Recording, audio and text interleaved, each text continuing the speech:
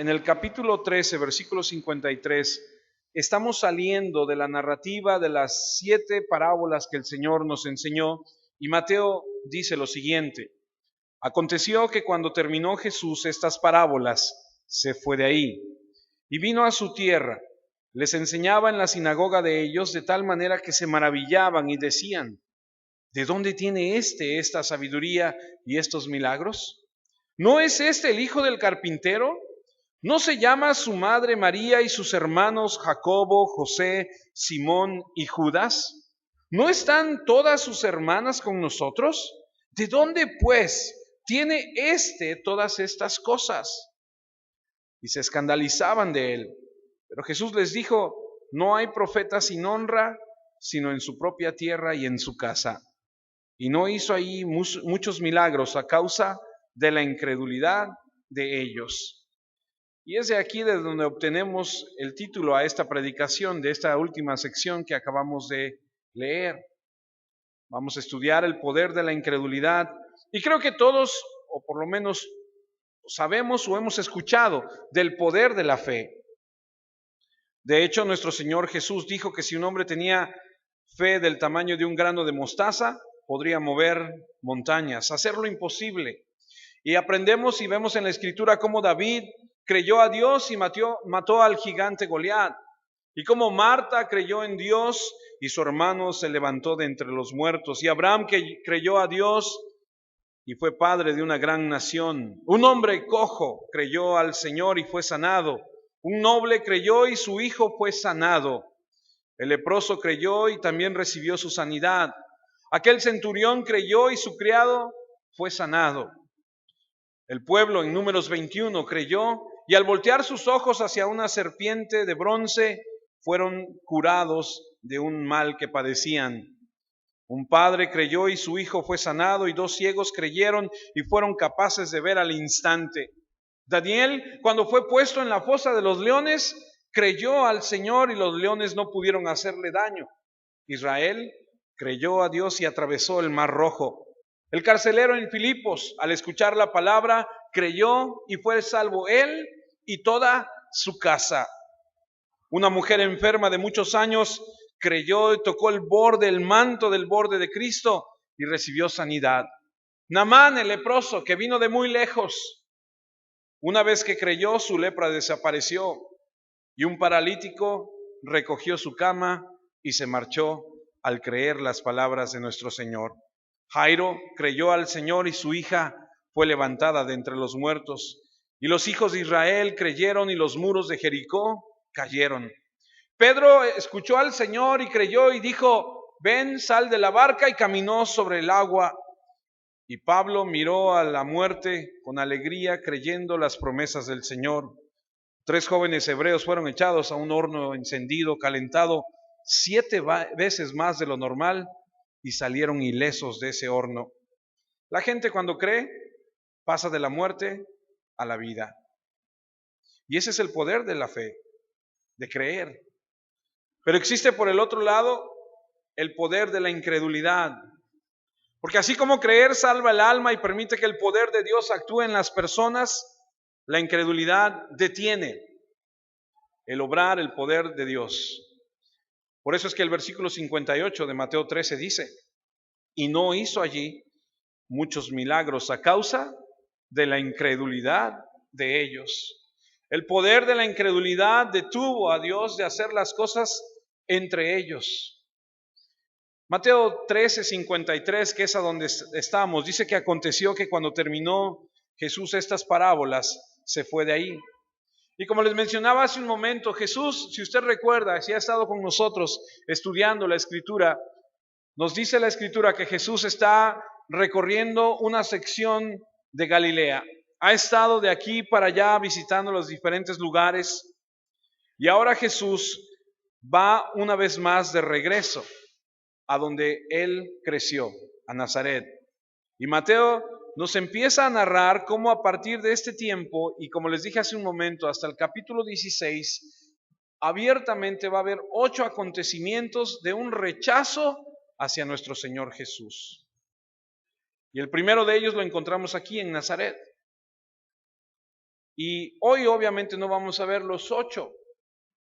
Son 8 acontecimientos que nos dejan ver claramente cómo la gente rechaza al Señor. Pero veremos el primero. Y el capítulo 3 en esta última sección nos muestra cómo esta gente se escandalizaba, y ese es el número 1. Para aquellos que anotan, que aquellos que llevan un récord de las predicaciones que vamos llevando, el primero de estos acontecimientos hacia el rechazo de la persona de Jesús está narrado en el versículo 54 de Mateo 13. Dice el número 54, el versículo 54, y venido a su tierra, les enseñaba en la sinagoga de ellos, de tal manera que se maravillaban y decían, ¿de dónde tiene esta sabiduría y estos milagros? Y vamos a empezar con nuestra enseñanza de esta mañana, donde leemos que dice, y venido a su tierra.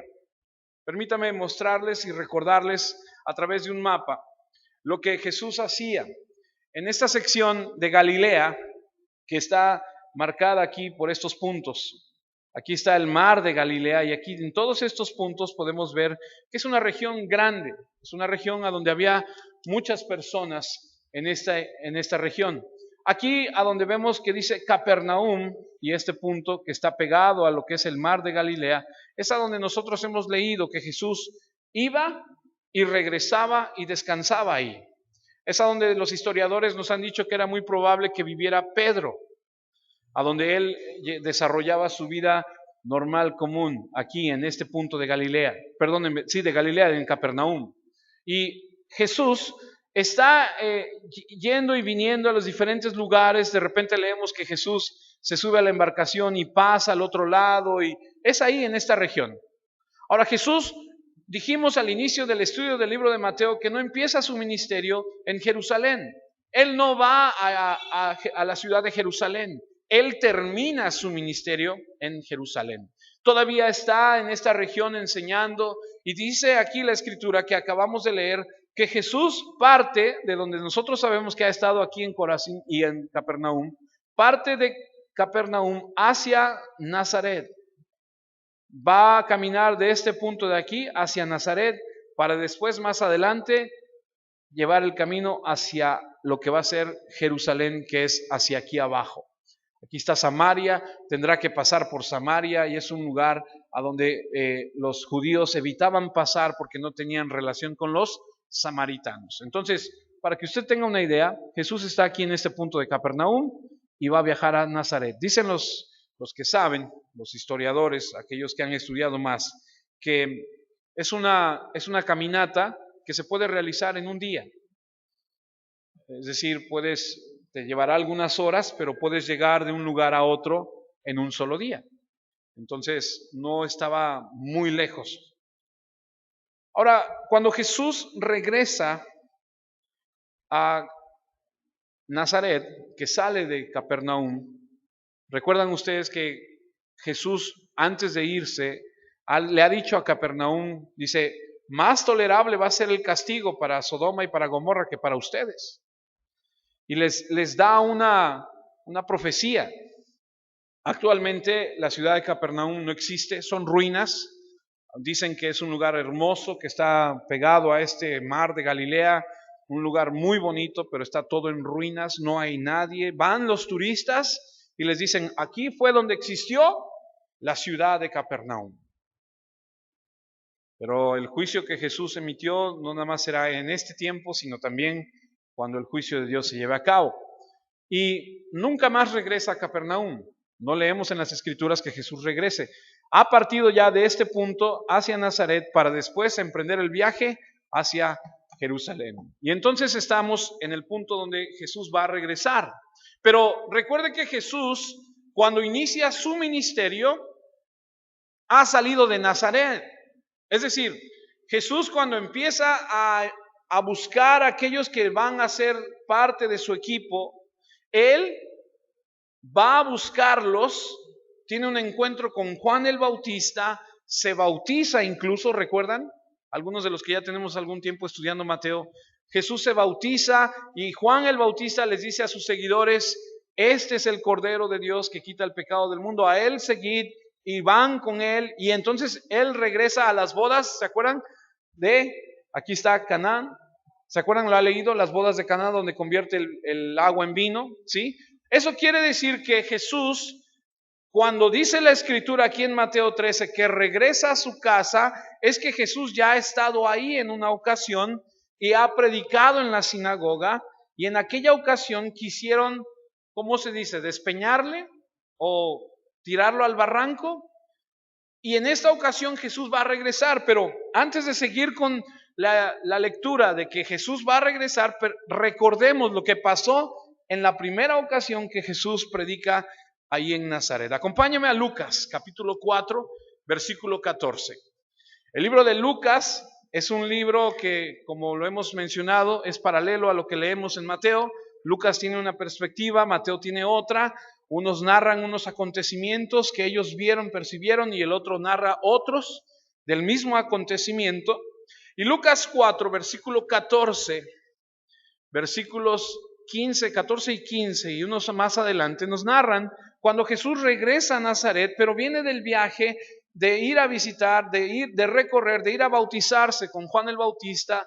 Ha venido hablando con Simón, que en este caso es Pedro, pero todavía en este momento es Simón. Viene con Andrés, vienen a Nazaret, y dice así: Jesús volvió en el poder del Espíritu de Galilea. Si usted lee el contexto de esta escritura, Jesús ha estado en el desierto también, ¿se acuerda? Que Jesús fue llevado al desierto por el Espíritu Santo, ahora viene de regreso, está en Nazaret, dice, y se difundió su fama por toda la tierra de alrededor, y enseñaba en la sinagoga de ellos, y era glorificado por todos. Ese es un incidente que ha acontecido más o menos un año antes del punto donde estamos ahorita. ¿No lo he hecho bolas? ¿No lo he confundido todavía? Porque soy bueno para confundir, ¿no? ¿No? Estamos bien, ok. Lucas 4:16, perdóneme. Vino a Nazaret, donde se había criado, y en el día de reposo entró en la sinagoga conforme a su costumbre, y se levantó a leer. Y se le dio el libro del profeta Isaías, y habiendo abierto el libro, halló el lugar donde estaba escrito: El Espíritu del Señor está sobre mí, por cuanto me ha ungido para dar buenas nuevas a los pobres. Me ha enviado a sanar a los quebrantados de corazón, a pregonar libertad a los cautivos y vista a los ciegos, a poner en libertad a los oprimidos, a predicar el año agradable del Señor. Ese es un mensaje mesiánico muy importante. Aquí está él con una afirmación monumental: el Espíritu está sobre mí. Está leyendo esto, y el versículo 20 de ese mismo capítulo de Lucas 4 dice: y enrollando el libro, lo dio al ministro y se sentó.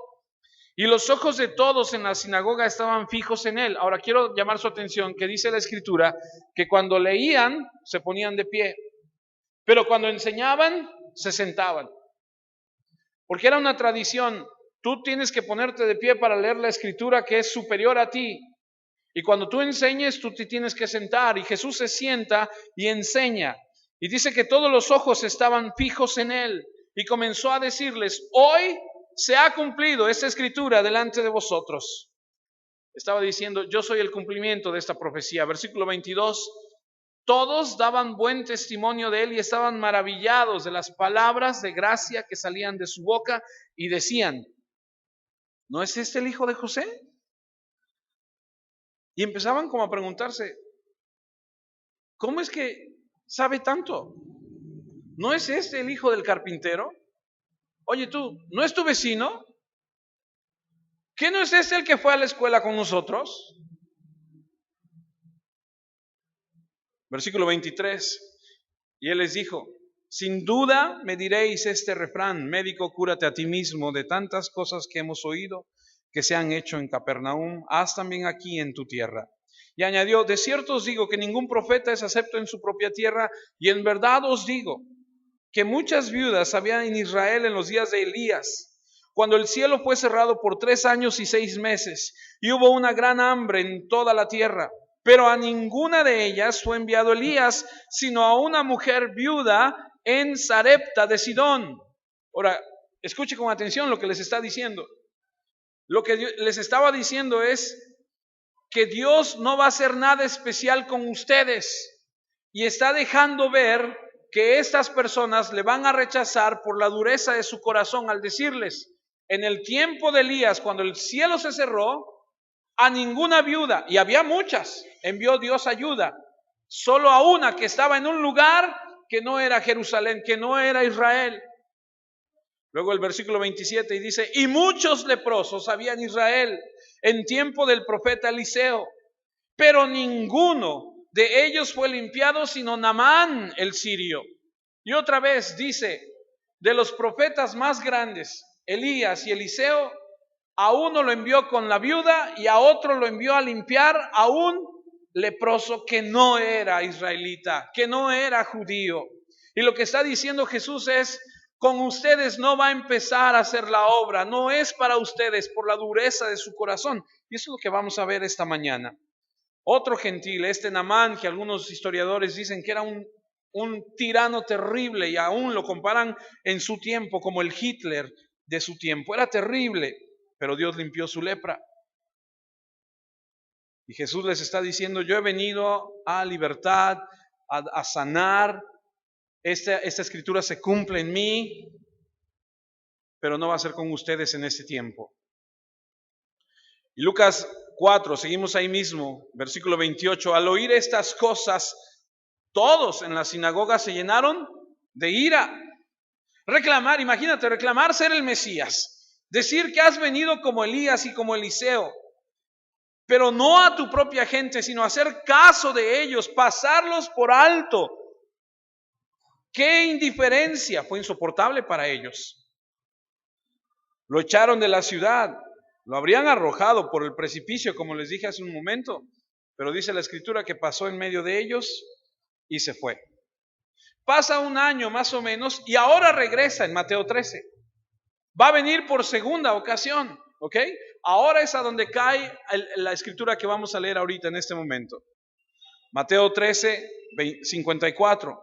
Y venido a su tierra les enseñaba en la sinagoga de ellos de tal manera que se maravillaban y decían, ¿de dónde tiene esta sabiduría y los milagros? Les enseñaba en la sinagoga de ellos. Es un punto interesante que debemos analizar, porque Jesús en las escrituras se caracteriza por ser un orador eficaz. Y permítame desarrollar 5 puntos de simplemente así de mención nada más lo que Jesús como orador tenía. Le voy a decir por qué.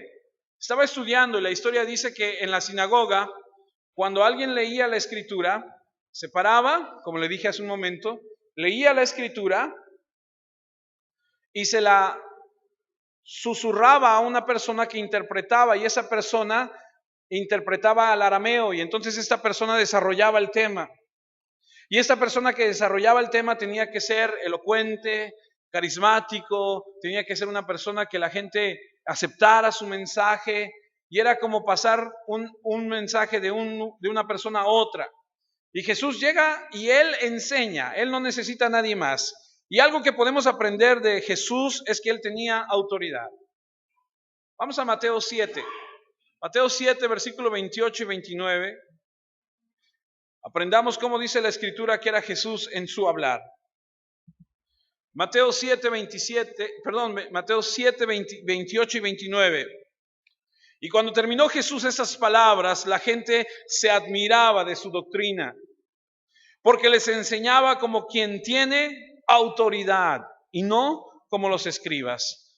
Así que el primer punto de la enseñanza de nuestro Señor Jesús es que Él tiene autoridad. ¿Cuántos pueden decir amén? Jesús tiene autoridad en sus palabras. Eso significa que había convicción en lo que Él decía. Y creo que es muy importante que alguien cuando habla de la Escritura sepa de lo que está hablando y tenga convicción. Estaba leyendo un reportaje de la Academia de Policía de Los Ángeles que dice que tuvieron que dar de baja a uno de los cadetes. Le dijeron, lo sentimos mucho, no podemos graduarte como policía. Y esto salió en las noticias y fue muy mencionado porque decían, ¿cómo es posible que no lo dejen terminar y no lo dejen graduarse? Y el problema era que el tipo no tenía voz de autoridad. Tenía un problema con su voz. Hablaba así. Arriba las manos. Imagínense a Chabelo de de policía, ¿no? ¡Alto ahí, en nombre de la ley! Nos da risa, pero es cierto. Aquellos que tenemos la enorme bendición de ser profesores, sabemos que una de las herramientas que más necesitamos es nuestra voz. Imagínate a un policía con este tipo de voz, con este tono de voz. Y no estoy hablando de gritar, pero estoy hablando de alguien que tiene una convicción de lo que habla, de lo que dice. El punto número 2 en este punto es que Jesús cuando hablaba sabía de lo que hablaba. Y Juan 7:15 nos habla que él tenía conocimiento. Juan 7:15, y se maravillaban los judíos diciendo, ¿cómo sabe estas letras sin haber estudiado? En otras palabras, es como decir, ¿cómo sabe tanto? Ahora, no sé si usted está de acuerdo conmigo, pero no hay nada peor de alguien que trate de hablar de algo que no sabe. Alguien que trate de desarrollar un tema que no conoce. Pero Jesús entra a la sinagoga de ellos y va a enseñarles como alguien que tiene autoridad y conocimiento. Número 3, su discurso estaba lleno de gracia, sazonado con sal. Cuando usted y yo leemos eso, entendemos que es algo extraordinario. El poder compartir la palabra tiene que ser sazonada con sal, dice la Escritura. Lucas 4:22. Y todos daban buen testimonio de él y estaban maravillados de las palabras de gracia que salían de su boca y decían, ¿no es este el hijo de José?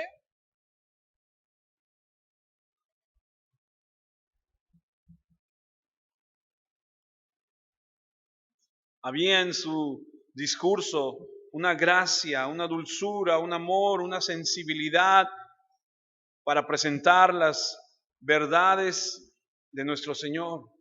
Otro punto importante a considerar dentro de la enseñanza de Jesús es que sus palabras eran de poder. Lucas 4:32 nos dice, y se admiraban de su doctrina porque su palabra era con autoridad.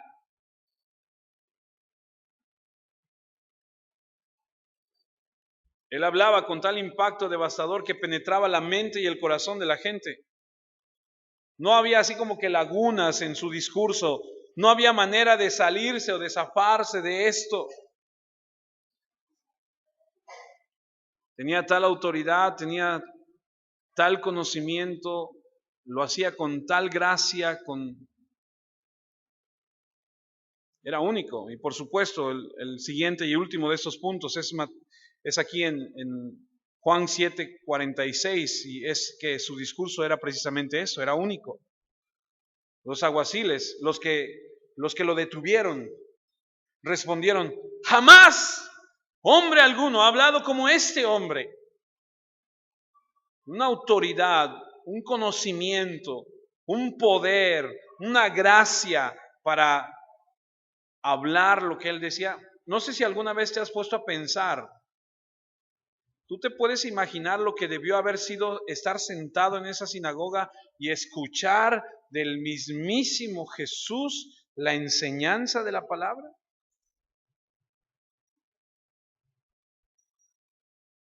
Creo que es absolutamente extraordinario.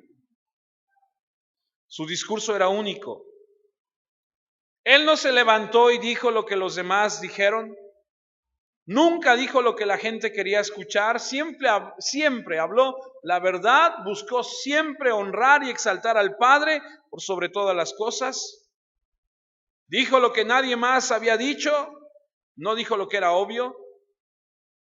Dijo lo que no era evidente. Y el poder que tenía cuando enseñó en Nazaret en este momento era el mismo que tenía cuando enseñó en cualquier otro lugar. Era un poder tremendo de convicción que llevó a la gente a ser confrontada. Hablaba con autoridad y con riqueza en conocimiento. Y cuando abría su boca, la verdad de Dios venía e inundaba los corazones.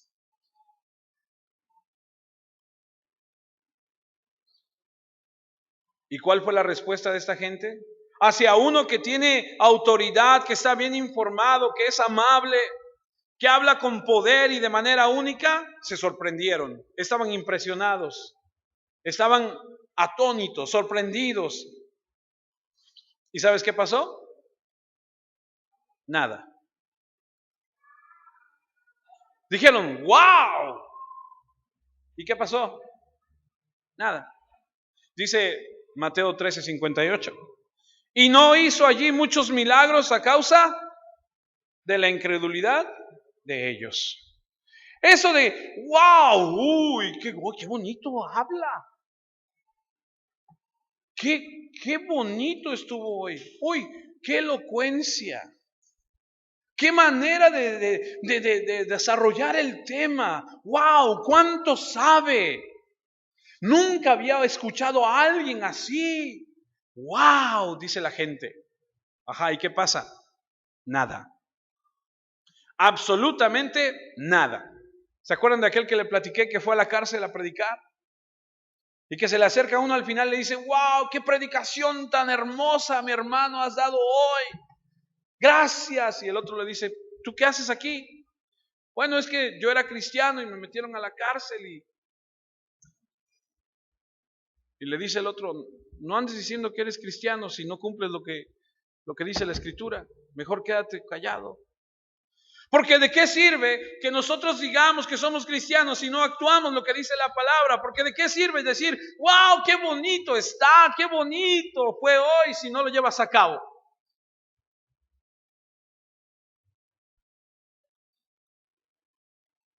Estaban llenos de incredulidad. Ahora, ¿cómo puedes explicar esto? ¿Cómo puede ser que cuando acabas de escuchar algo así, al maestro, al Señor, cómo pueden no creer las cosas que son tan evidentes? Debido a que eligieron no creer, porque la incredulidad es un acto de voluntad, tú lo decides. No creer es como el suelo ese duro que estudiamos hace unas semanas, a donde cae la semilla y no pasa nada porque hay mucha piedra. No es como el hombre aquel que va y le dice, Señor, sí creo, pero ayuda a mi incredulidad.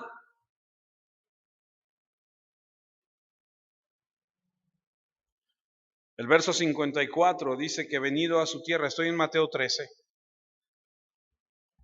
y venido a su tierra les enseñaba en la sinagoga de ellos de tal manera que se maravillaban y decían, ¿de dónde tiene esta autoridad, esta sabiduría y estos milagros? Y vamos a ver la incredulidad de estos hombres. La incredulidad, amados,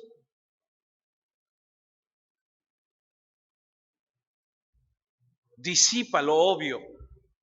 ¿De dónde tiene esta sabiduría y estos milagros? Perdóneme, pero es una pregunta absolutamente tonta. ¿Qué no es obvio? ¿Qué no es obvio que los milagros vienen de lo sobrenatural? ¿De dónde viene la sabiduría sino de Dios?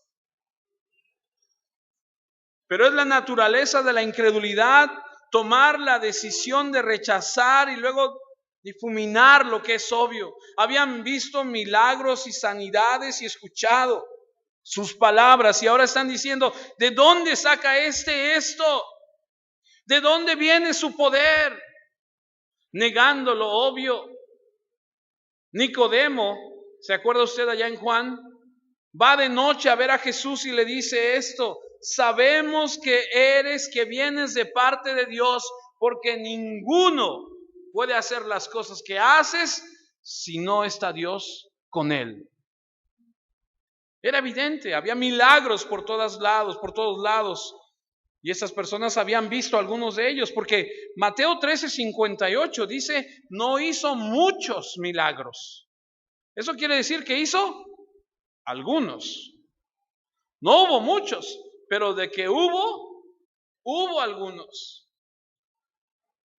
Ahora, no necesitabas ir muy lejos para escuchar lo que él había hecho alrededor en Capernaum y en todos estos lugares.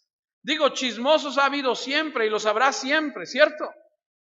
Gente que dice, ya te enteraste lo que pasó, ya viste lo que, y fíjate qué pasó, y que se murió aquel, y lo pasó, y oró, y se levantó, y sanó, y no me digas, y cuándo fue, y dónde está, y dónde va a seguir. Y la gente sabía todo, así como en aquel entonces, como ahorita.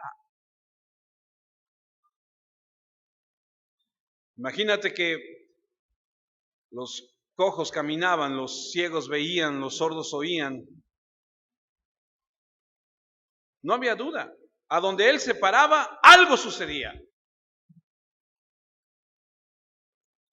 Y estas personas están preguntándose, ¿de dónde tiene esta sabiduría y estos milagros? Ahora, no lo niegan, porque no podían negar que estaban ahí los milagros, no podían negar que estaba ahí la sabiduría. Y puedes leer a través de toda la Biblia que los enemigos de Jesús nunca trataron de refutar lo que él hizo. No lo negaban porque no se podía, porque había miles y miles y miles de milagros. ¿Y por qué digo esto? Porque Juan 20:30 dice,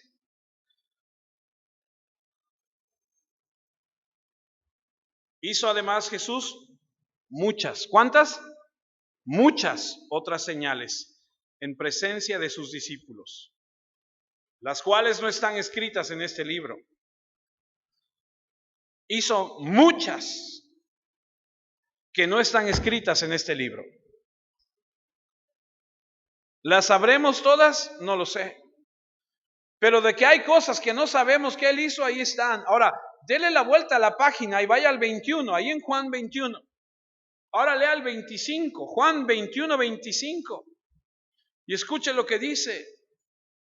Y hay también otras muchas cosas que hizo Jesús, las cuales si se escribieran una por una, pienso que ni aún en el mundo cabrían los libros que se habrían de escribir. Amén.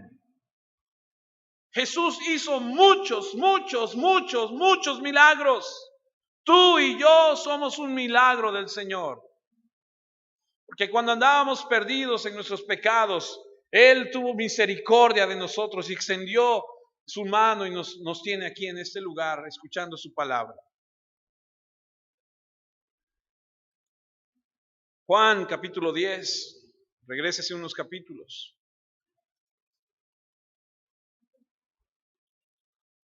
Juan capítulo 10, versículos 37 y 38. Si no hago las obras de mi Padre, no me creáis. Mas si las hago, aunque no me creáis a mí, creed a las obras, para que conozcáis y creáis que el Padre está en mí y yo en el Padre. Lo interesante es que ellos no pudieron negar los hechos, pero cuestionaban y preguntaban, ¿de dónde viene esta sabiduría? Los judíos sabían que la sabiduría venía de Dios, porque el principio de la sabiduría es el temor a Dios. Ahora, él enseñó acerca de la regeneración, el culto, la salvación, el pecado, el evangelismo, el juicio, el cielo, el infierno, el rechazo, el ayuno, la oración, el dar, el dinero, el matrimonio, el divorcio, el asesinato. Él enseñó del adulterio, la mentira, del jurar, del amar a Dios, amar al enemigo, amar a la familia, de las posesiones, de las doctrinas falsas, de la gracia, las blasfemias, las señales, los milagros, la vida, la muerte, la persecución, la humildad, el orgullo, la iglesia, la luz, la libertad, la servidumbre, la fe, el arrepentimiento, la elección, el servicio, los niños, el principio, el fin del mundo. Enseñó de cualquier cosa. Imagínate todo lo que enseñó. Sabían ellos. Cuando venían los fariseos a querer tentarle en algo, se iban rascándose la cabeza como diciendo, ¿cómo sabe tantas cosas? No podían encontrarle una falta. ¿Sabes por qué esta gente no creía? Por lo que dice Juan 3. ¿Sabes por qué la gente no cree? ¿Sabes por qué a veces tú y yo no creemos? Por lo que dice Juan 3. Acompáñame a Juan 3, versículo 18. Y aprendamos esta mañana el poder de la incredulidad. Dice el capítulo 3 del libro de Juan, en el versículo 18 en adelante. El que en él cree no es condenado, pero el que no cree ya ha sido condenado, porque no ha creído en el nombre del unigénito Hijo de Dios. Y esta es la condenación. Ahí va.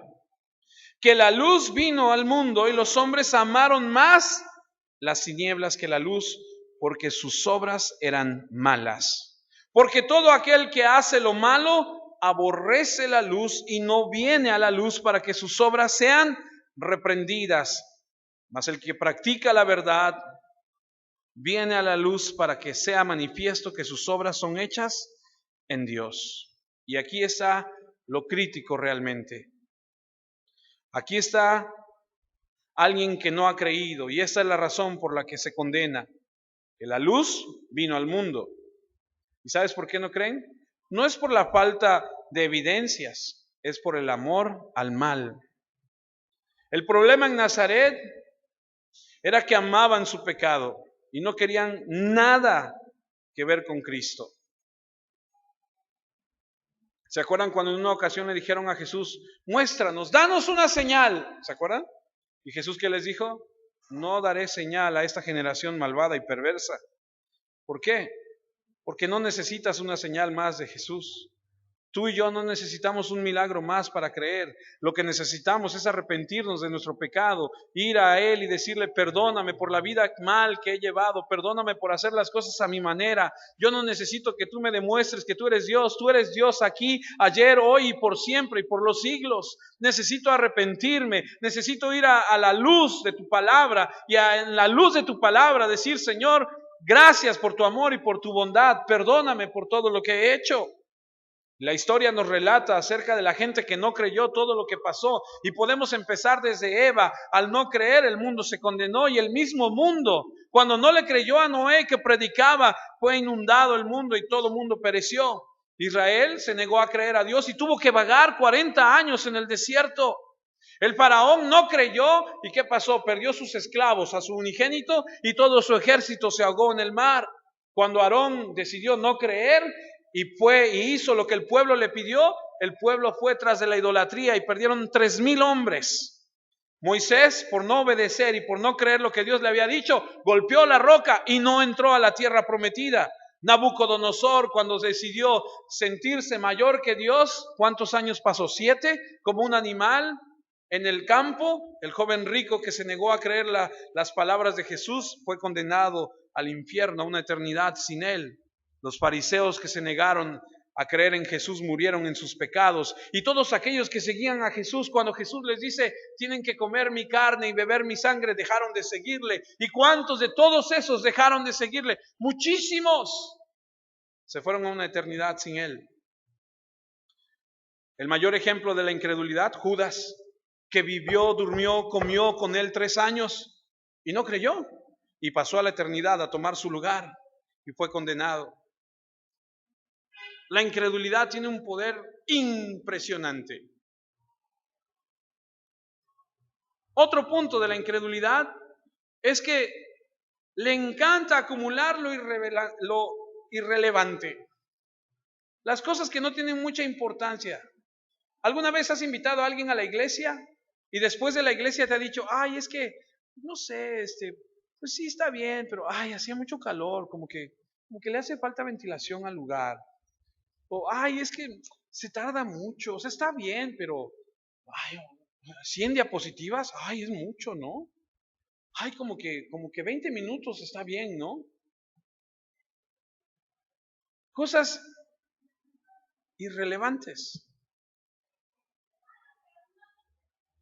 El verdadero buscador es aquel al que cuando tú le presentas el evangelio te va a decir, oye, no te vayas, siéntate, platícame más. Dime más. Oye, ¿no podrás ir a mi casa? Vamos a tomarnos un café y me sigues platicando de ese Jesús. ¿Cómo le puedo hacer para conocer más de ese Jesús? Mateo 13, 55 y 56 muestra lo ahí esa palabra me cuesta, irrelevante que estos hombres acumulan. Mateo 13:55, ¿no es este el hijo del carpintero? Dime tú qué tiene que ver que sea el hijo del carpintero cuando hay tantos milagros sucediendo. ¿Qué es importante? ¿Que sea hijo de Juan o que sea hijo de Pedro o que sea hijo de quién? Dice, ¿no es este el hijo del carpintero? ¿No se llama su madre María y sus hermanos Jacobo, José, Simón y Judas?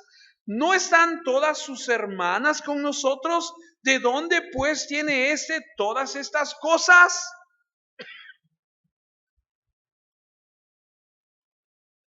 ¿Qué tiene que ver que su padre haya sido un carpintero?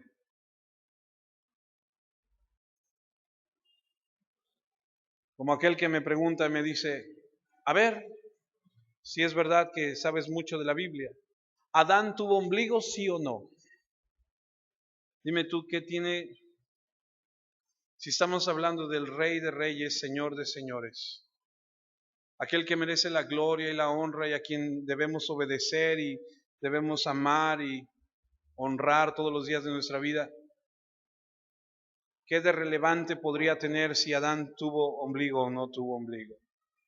¿Sí entiende lo que le digo? ¿No es su madre María y sus hermanos Santiago, José, Simón y Judas? Lo que están diciendo es que ese no puede ser una persona especial, conocemos a su familia. Es un pensamiento irrelevante que tiene que ver con lo que está sucediendo en el mensaje.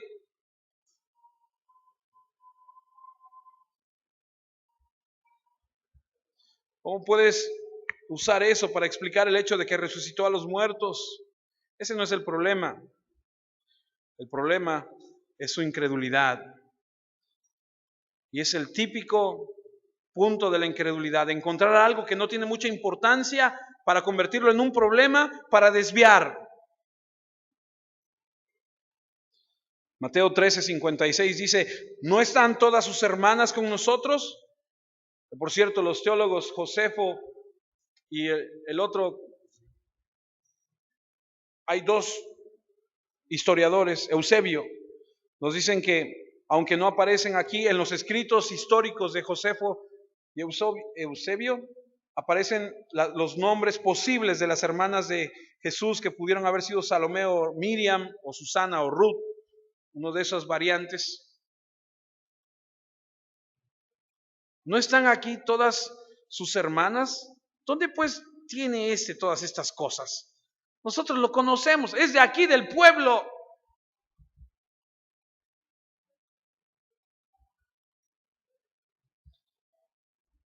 Hay algunos que les gustaría creer que María nunca tuvo otros hijos. La Iglesia Católica Romana le llama a María siempre virgen, pero es en contra de esta indicación que dice el texto. Y algunos se atreven a decir, no, lo que pasa es que aquí los hermanos lo está usando en un sentido religioso, pero ese no es el caso, ya que estos son sus enemigos y están tratando de desacreditarlo y están tratando de hacerlo al demostrar que él viene de una familia común, y es el propósito de su crítica. Y en una parte en Lucas dice que Jesús era el primogénito. ¿Y eso qué quiere decir? Si fue el primogénito, quiere decir que hay un segundo.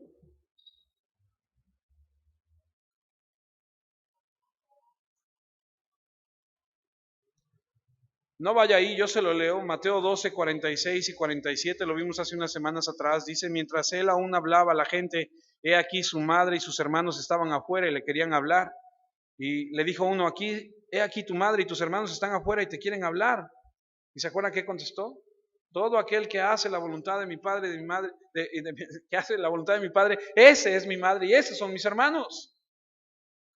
Juan 2:12 dice que después de esto descendieron a Capernaum él, su madre y sus hermanos y sus discípulos, y estuvieron allí no muchos días. Me decía una persona católica, ¿tú crees en María? Le dije, no sé a qué te refieras con creer, pero la Biblia habla de María. Sí, que si tú crees en María, bueno, creo que existió, aquí está en la Biblia, y creo que fue una mujer piadosa y una mujer especial, por eso la tomó el Señor y la usó como instrumento. Pero más allá de eso, no. Una mujer ordinaria que hizo algo extraordinario porque Dios así lo decidió? Sí, y en final de cuentas no lo hizo ella, el Señor fue el que lo hizo. Y la pregunta es, ¿quién es este tipo? ¿De dónde saca todas estas cosas si lo conocemos? Sabemos que su familia es como cualquier otra familia del pueblo. No tuvo la herencia, la formación, la educación, no es de la élite, no estudió libros caros, como dicen. Lucas 2 narra que cuando Jesús tenía 12 años, se le perdió a sus padres y lo fueron a encontrar, ¿se acuerdan dónde? En el templo. ¿Qué estaba haciendo? Discutiendo con los maestros de la ley. Y dice que crecía en conocimiento, en sabiduría, en gracia para con Dios y para con los hombres. Pero, amados, hay tantas cosas que se dicen de Jesús, como que cuando Jesús era chico, ay, le curó las alas rotas a un pajarito. La pata quebrada de un becerrito se la sanó y el becerrito pudo andar. Y Jesús, cuando veía, una vez iba a llover y íbamos a jugar, levantó sus manos y dejó de llover. No podías jugar a las escondidas con él porque siempre sabía dónde estabas. Hágame el favor. Si los de Nazaret hubieran sabido eso, hubieran dicho, ese es aquel, ¿te acuerdas? El que hacía ¿te acuerdas? ¿Qué dicen? ¿Quién es este? ¿De dónde saca todo esto que sabe? Por eso reaccionan así. Lo habían conocido de muchos años. Era un hombre común, perfecto, sin pecado, sí. Pero Filipenses 2 dice que él tomó la condición de hombre, se humilló a sí mismo. Perfecto, sí, pero hombre. Vivió en esa condición humana, sin pecado. Por eso es que no hay una conexión con ellos. Dicen, ese es el hijo del carpintero, el hijo de María.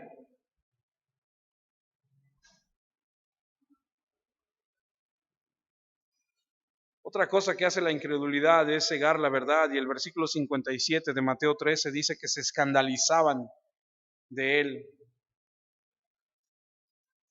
Pero Jesús les dijo, no hay profeta sin honra, sino en su propia tierra y en su casa. Y la palabra escandalizar, escandalizo, significa tropezar.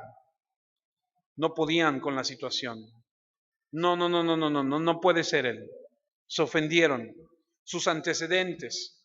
Era una persona común. El hecho de que él viniera a la ciudad y dijera todas estas cosas, se sintieron ofendidos por lo que él enseñaba. Dicen, no puede ser. Para ellos era un tropezar. Por eso Pablo en 1 Corintios 1:23 escribe y dice, pero nosotros predicamos a Cristo crucificado, para los judíos ciertamente tropezadero y para los gentiles locura. Sus palabras y sus obras hicieron que se tropezaran porque no le creyeron. Así que cuando tú y yo presentemos el evangelio, hermanos, a alguien, y alguien venga y te diga, a ver, a mí demuéstrame, a ver, a mí dime, a mí enséñame, a mí demuéstrame, no está sucediendo nada. No necesitamos demostrar absolutamente nada. Lo que la persona no necesita no es un milagro, la persona no necesita que se le dé otra demostración de que Dios es Dios, de que Jesús es quien dice ser. Lo que esa persona necesita es arrepentirse, ir a los pies del Señor y entregarle su vida. Pablo dice que el hombre natural no entiende las cosas del Señor. Y Jesús le dice a sus discípulos en Juan 8, si ustedes permanecen en mi palabra, seréis verdaderamente libres. Ahí Mateo 13:57, donde estamos, dice Jesús, no hay profeta sin honra, sino en su propia tierra y en su casa. Y Jesús está diciendo, estoy cumpliendo este proverbio. Nadie en nuestra ciudad podría ser un experto. Salud. Es más, ni sus hermanos creían en él. ¿Usted cree que si Jesús de pequeño hubiese hecho los milagros que hacía, supuestamente sus hermanos no creyeran en él?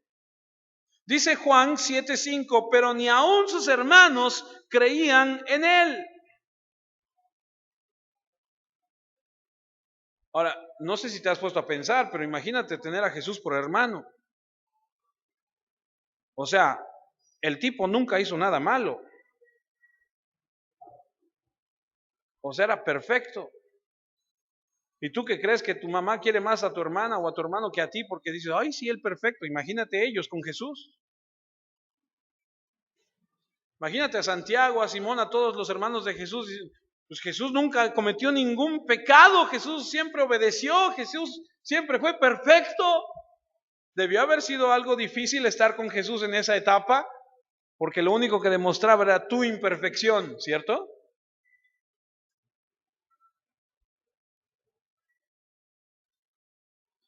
Y lo último que podríamos decir acerca de la incredulidad es que bloquea lo sobrenatural. Versículo 58 de Mateo 13 dice, y no hizo muchos milagros a causa de la incredulidad de ellos.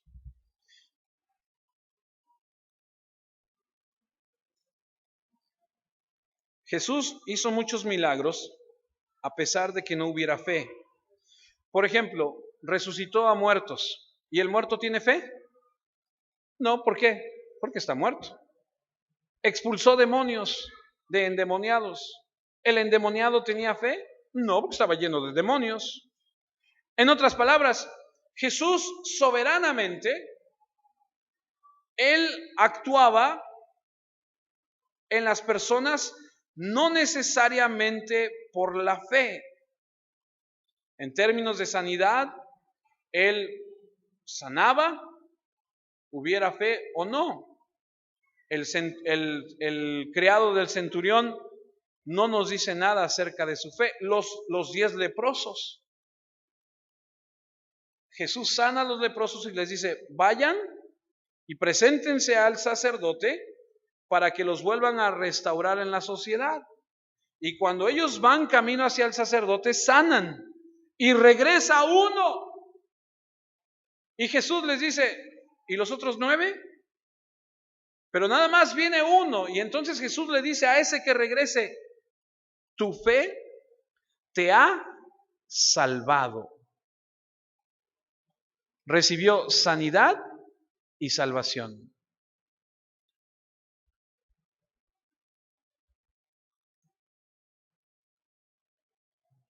¿Por qué le digo todo esto? Porque Jesús actuaba a pesar de que no hubiera fe para las sanidades. Pero cuando hay incredulidad, Dios no hace nada. Cuando hay una dureza de corazón, Dios no hace nada. Voy a terminar leyendo casi todo el capítulo de Juan 9. Así que tiene que acompañarme y seguirme y tenerme paciencia porque esto es importante. Y es importante porque nos muestra todo lo que hemos venido hablando. La incredulidad, lo que hace acumular cosas que son irrelevantes, cómo la incredulidad ciega a las personas. Y el tema de Juan 9 es el hombre que nació ciego. Seguramente lo ha escuchado, lo ha leído. Juan capítulo 9, versículo 1 comienza diciendo que al pasar Jesús vio a un hombre ciego de nacimiento. Y le preguntaron sus discípulos diciendo, Rabí, que significa maestro, ¿quién pecó? ¿Este o sus padres para que haya nacido ciego? Y es que había la creencia de que si los padres pecaban, los hijos pagaban los platos rotos. Y entonces en el versículo 3 respondió Jesús y dijo, no es que pecó este ni sus padres, sino para que las obras de Dios se manifiesten en él.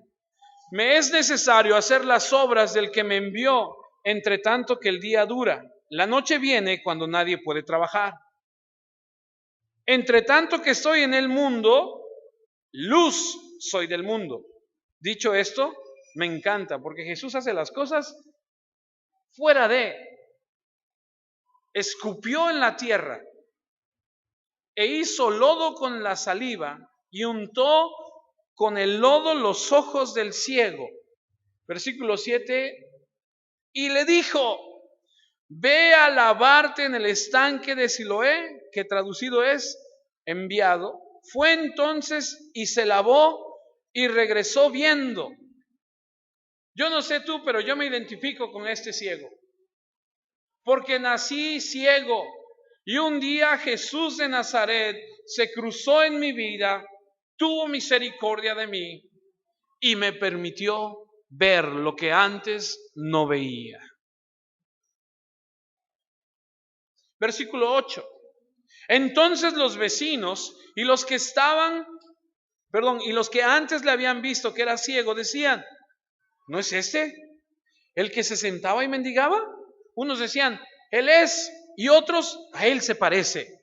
Él decía, yo soy. Y le dijeron, ¿cómo te fueron abiertos los ojos? Respondió él y dijo, aquel hombre que se llama Jesús hizo lodo y me untó los ojos y me dijo, ve al Siloé y lávate, y fui y me lavé y recibí la vista. Entonces le dijeron, ¿dónde está él? Y algunos teólogos dicen que cuando uno lee, ¿y dónde está él? Es porque ellos quieren también recibir sanidad. Él dijo, no sé.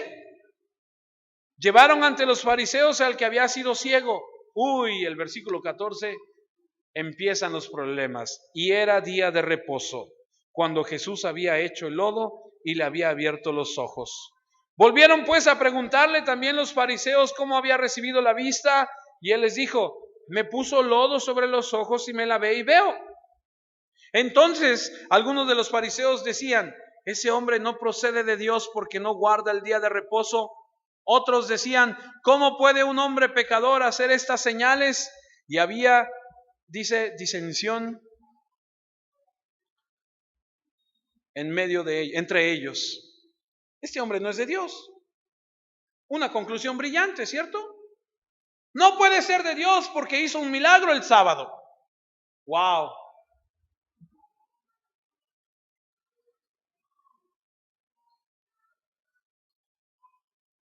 Leía yo un comentario que decía, ¿cómo pueden ser tan estúpidos de decir algo así que no era Dios?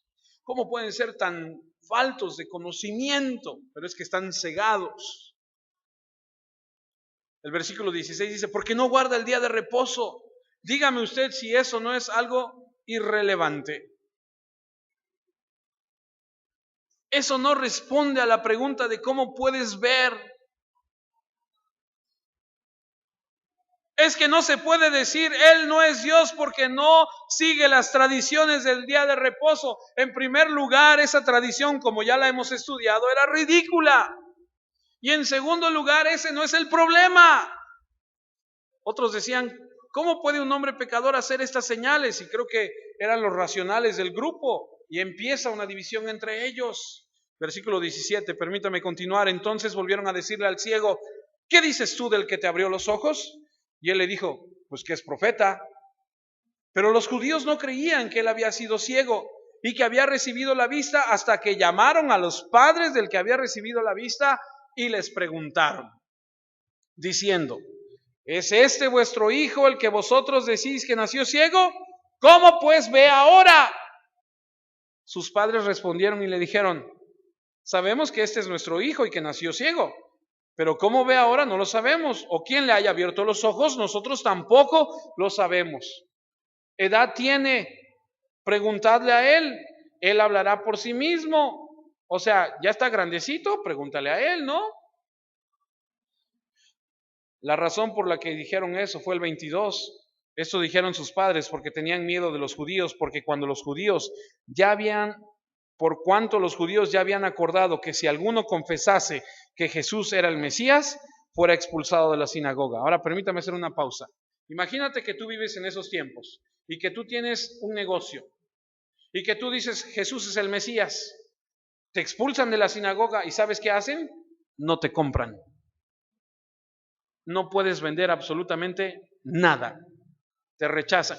Te expulsaron de la sinagoga, entonces eres apartado. Es por eso que les digo que seguir a Jesús cuesta todo, mi hermano. Costaba todo antes y cuesta todo ahorita. Y los padres dijeron, no, pues mejor no decimos, mejor pregúntenle a él. Él que responda. Versículo 24, entonces volvieron a llamar al hombre que había sido ciego y le dijeron, da gloria a Dios, nosotros sabemos que ese hombre es pecador. Entonces él respondió y dijo, si es pecador, no lo sé. Una cosa sé, que habiendo yo sido ciego, ahora veo. Le volvieron a decir, ¿qué te hizo? ¿Cómo te abrió los ojos? Y me encanta porque no tiene pelos en la boca. Él le respondió, ya se los he dicho, no habéis querido oír. ¿Por qué lo queréis oír otra vez? ¿Queréis también vosotros haceros sus discípulos?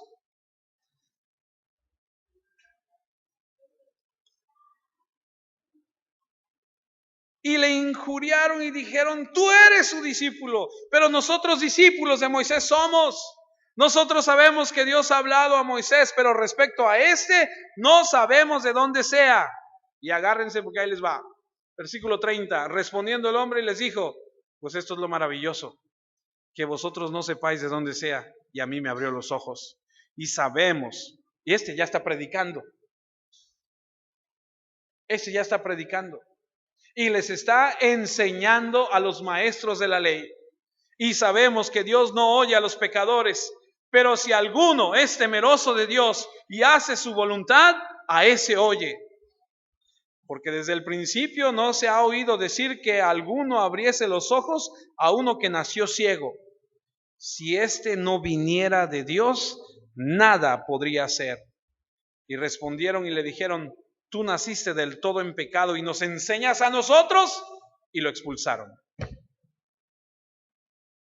Mira, ahora nos viene a enseñar a nosotros, vaya qué cosas. Sí, nada más que ha tenido un encuentro con aquel que salva al mundo, y cuando antes no veía, ahora ve. Pero no queda ahí. Versículo 35. Oyendo Jesús que le habían expulsado y hallándole, le dijo, ¿crees tú en el Hijo de Dios? Respondiendo él y dijo, ¿quién es, Señor, para que crea en él? Le dijo Jesús, pues le has visto y el que habla contigo, él es. Y él dijo, creo, Señor, y le adoró. Dijo Jesús, para juicio he venido yo a este mundo, para que los que no ven, vean, y los que ven, sean cegados. Entonces algunos de los fariseos que estaban con él al oír esto le dijeron, ¿acaso nosotros somos también ciegos? Jesús les respondió, si fuerais ciegos, no tendríais pecado.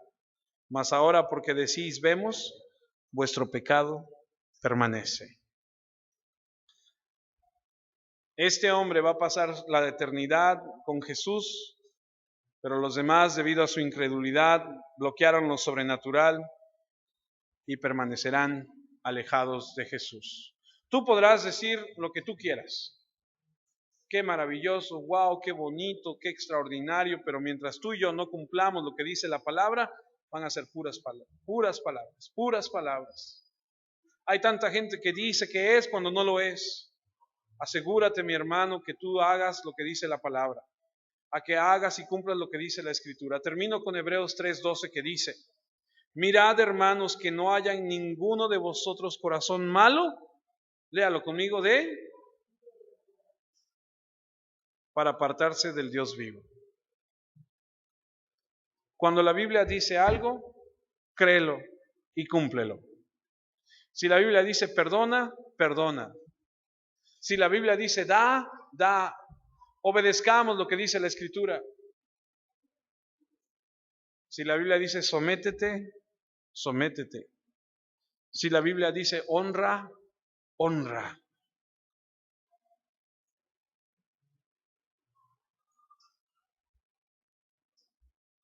Si nuestro Señor dice confía, confía en Él. Incline su rostro y oremos.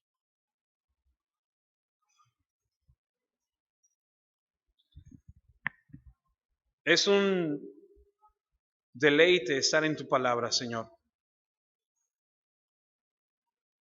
Al imaginarnos cómo tú le enseñas a la gente, cómo tú caminas de un lugar para otro seguido de tus discípulos y la gente acercarse a ti y enseñarles y darles tantas cosas, Podemos aprender el día de hoy, Señor,